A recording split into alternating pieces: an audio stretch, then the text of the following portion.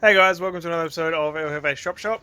It's now day 4 of the reshell on the K70. So there's only been half days, I've been at work a fair bit. So engine's out, ready to put the carpet back in, which is on the top of the roof of the Corolla. So I'll put the carpet in and start putting the dashboard back together. So before I do anything, I want to take all of the nuts and bolts and the tools out of the K70, take all of the parts and the back seat out, give the whole inside a good vacuum, and then put the carpet in. So I've gotten the carpet back into the white K70.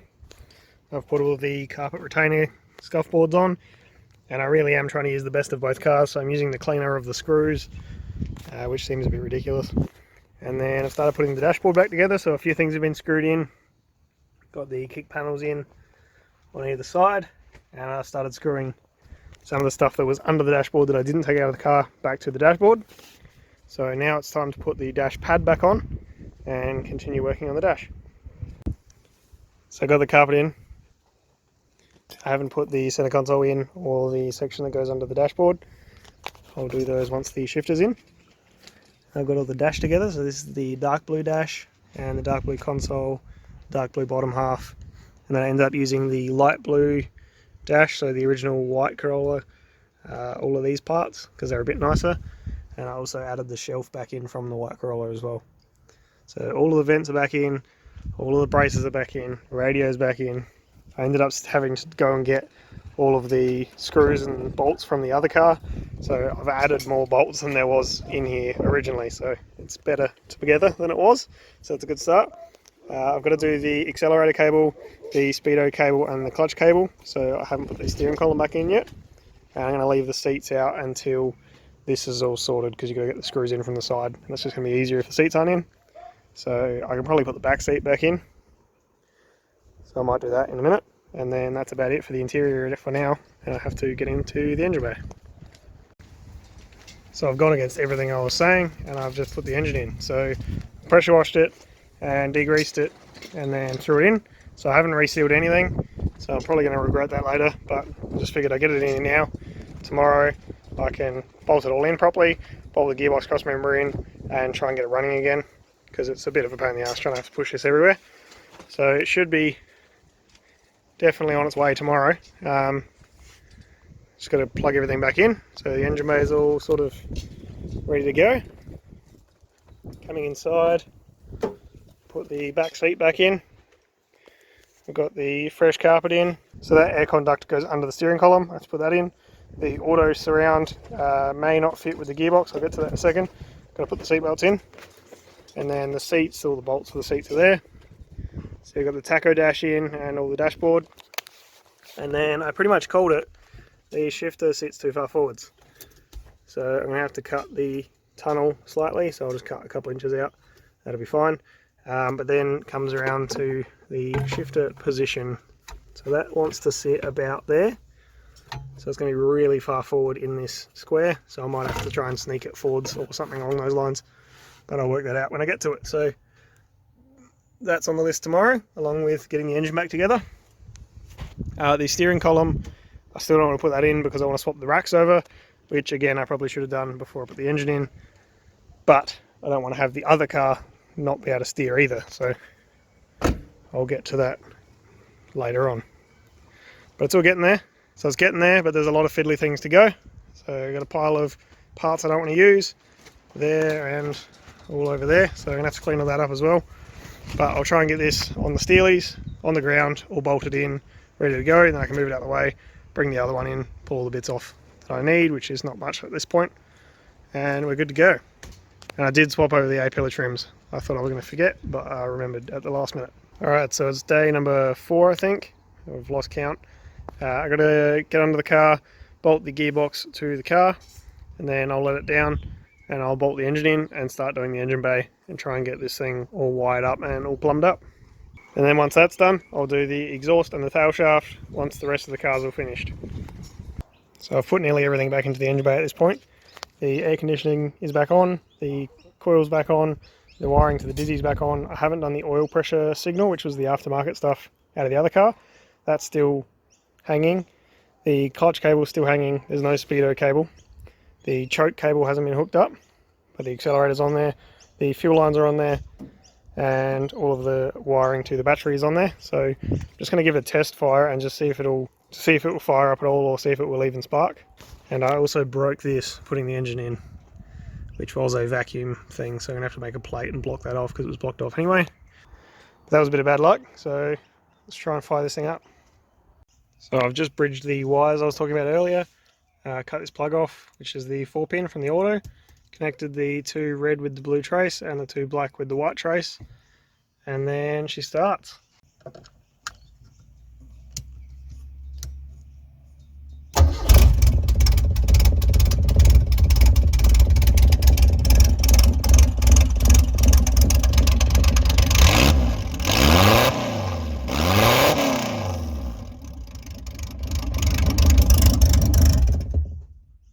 Yeah, boy. So I've just added the radiator and the hoses to the circuit. So filled it up with water, and now it's pretty much ready to run. I'm having the same issue I had with the old motor, which is it's not getting fuel. So I'll have to dive under the back later and check that out. But for now, I'm going to go inside for a bit, and then later on when the sun goes down a bit more, I'll move this out of the way, get it on the concrete, have a look under the back, and swap the back wheels over as well, pull the tail shaft off, maybe put the new one in. But I have to get under the back anyway to do the exhaust, so I might just leave that till Monday, we'll see. But it does run, so that's great. It's currently Saturday, so we've got Monday left before I go away. So it'd be really nice to be able to drive it on Monday, but I still need to do the clutch cable, which a mate of mine said he's got a spare cup, so I don't have to cut it off the other car. The choke, probably a bit sort of here nor there, can run it if I need to. And then the speedo cable, I'd like to put that in as well, but I'd like to just drive it around the backyard for now, so it's a very short list to get it running. And then when I get back, I can finish off the last few things, put the bonnet back on and register it. On this episode of El Jefe's Chop Shop, It's hot and horrible. Jeff gets 3rd-degree burns from tools being left in whatever's left of this.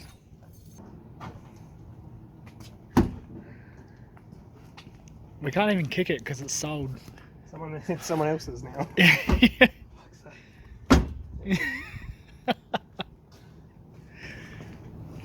So we're prepping the red and purple orange car for someone to pick it up.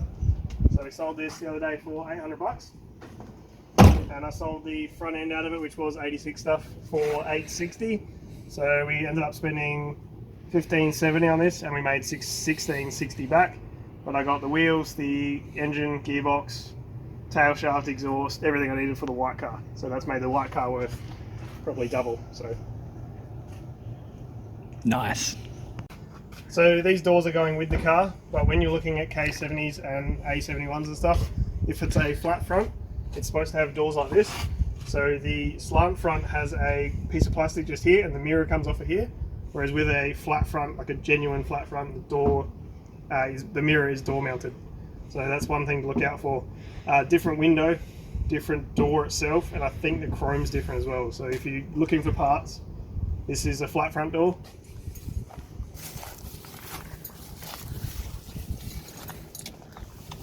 So we need the tail shaft and the exhaust off of this still, and I would like to grab a few other little bits and pieces, but the new owner is happy with that. He doesn't need any of that stuff. He's doing a F-Series diff and a beams conversion, so he doesn't need any of that stuff.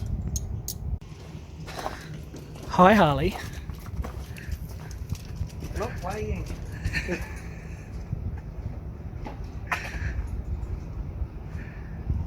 Shh, don't tell Jeff. We need another jack stand, another pair of jack stands for that. I've got 5, so 2 are under that, 1's in there, and 2 are under this. So I'm just going to get these ones out.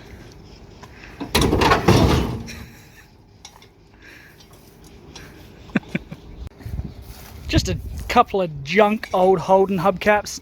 Who would want this trash? Step all over them. It's your wobbly mess.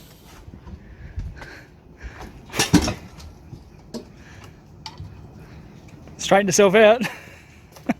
Oh, sweet. We'll just follow this down. Here we have the ever elusive Esky tree. Once thought to be extinct, this mythical Australian beast has been spotted in the wild for the first time since 1957. Corolla content. Nah, it's too hot. We're just going to play video games. So it's been a few days since I've worked on anything. It's been super hot. It's been about 45 degrees for the last 3 or 4 days. So today is 25 or 26, so that's not too bad. So I'm going to get stuck into this and try and get it ready to sell. So the first thing to do today is get this cross member back together. So I've taken the lower control arm bolts out and a few other bits and pieces. So I'll get all that bolted back together and then get it in the car. So I need to bolt it back in. I took it out when I did the struts because it was just easier. So put that back in there, then this will be ready to go. So I sold this last week for 800 bucks and the guy's just going to try and track down some struts and some hubs. So we'll go from there once he gets those bits.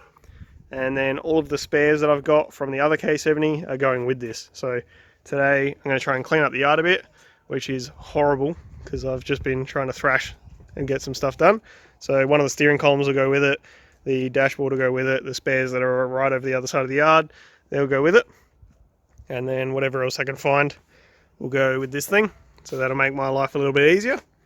And then once that's done, we'll try and get the white one back onto the concrete and then start putting the exhaust and the tail shaft in and then have a look at the fuel system, and then that thing should be reasonably close to ready. So let's get stuck into it. Alright, so I've just got the 2 lower control arms bolted back in, which is just these 2 17mm bolts here. And just a tip, when you are doing this, these nuts have a plate welded to them. They are supposed to hook into the cross member.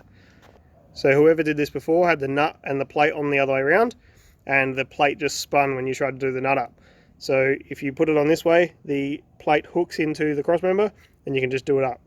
Whereas if you have it the other way around, you do it up and the nut will just keep spinning, so you have to get a shifter on there to do it up or undo it. So this way is way easier. So do that on both sides. Now I need to chuck this under the front of the car.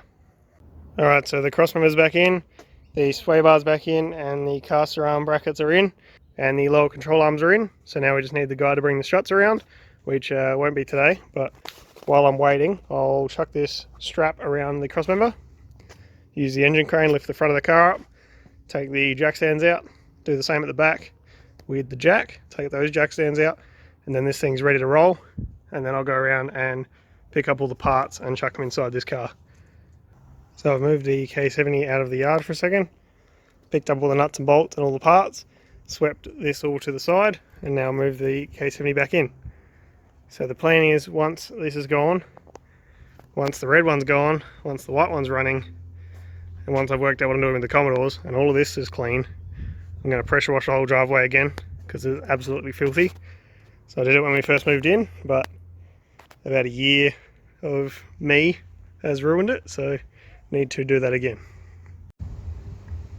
So I've picked up a few of the parts for the purple car, and now just sort of thinking about it, I need to finish off the white car so I know what I need for this before I start putting some of these bits with the purple car.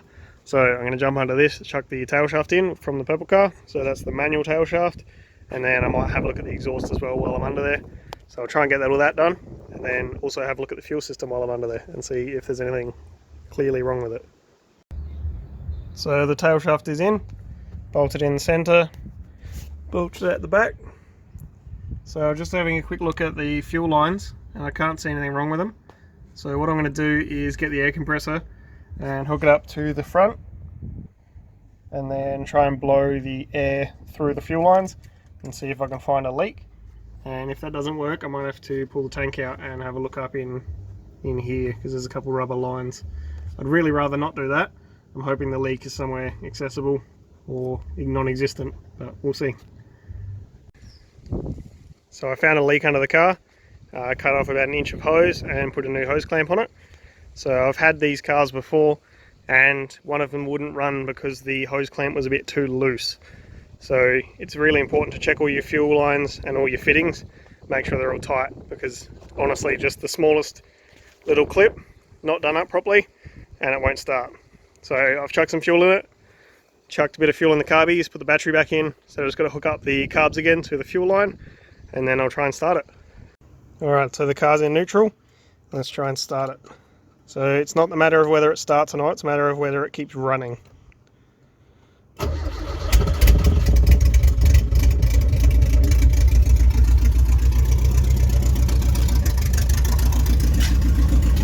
just going to make sure that it gets fuel by itself. So every other time I've run this, I've just been pouring fuel into the carbies. So hopefully this time it just keeps running and is getting its own fuel. So I reckon that was just the fuel in the carbies. So I need to get some fuel from the tank into the engine. So it turns out I was on the right track. I did have an air leak in the fuel system, and it was from this thing that I broke.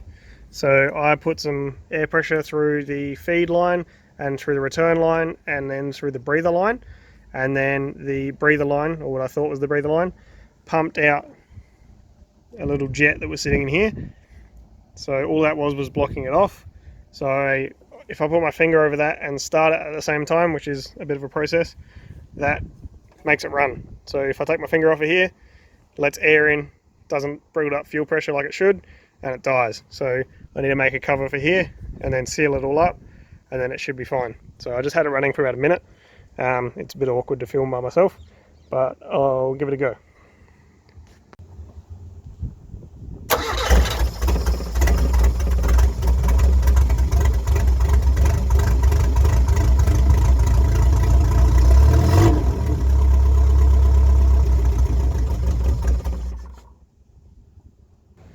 So I just want to make it really clear for whoever ends up with this car, I did not make this exhaust. So someone's extended off the extractors into the floor and then put a flange on it, which is touching the floor, and then it goes all the way to the back, which is fine, almost touches the tail shaft, and then almost touches the floor, and then almost touches the fuel tank. So it rattles quite a lot. And I haven't even put the back on yet. So I don't know how noisy this is going to be when it's in the car, but I feel like it's going to rattle a whole lot. So if I end up keeping this, I'll be cutting it off up the front and starting again, because this is silly. It should just come straight through here, away from the floor, but it doesn't. So just letting you know. So I've just mounted the muffler and it's hard up against the floor. So whoever made this exhaust, maybe rethink your choices there, bud. Alright, so I went inside, had a bit of a whinge, and now I fixed the Ke70. So it's pretty easy, really, and I was on the right track the whole time, but I'll show you what I did. So I said about running some air through the fuel lines, so I tried that, didn't seem to do anything, and then I got it all running properly with my finger over that hole, but it turns out that I'd done something in the process and didn't really get any fuel in here. So I hooked up the air gun to the fuel line directly and connected the hose clamp as well, so the air had nowhere to go but out the back, and I gave it a bit of a squirt, and then I heard the fuel tank bubbling, so I took the fuel cap off, blew the air through the fuel line, and now it's all good. So I've hooked it all back up again, and now the hole over there seems to be spewing fuel out again, which is what I had before. So I'll show you it running on its own fuel for the first time, or the second time technically, but first time since the motor swap.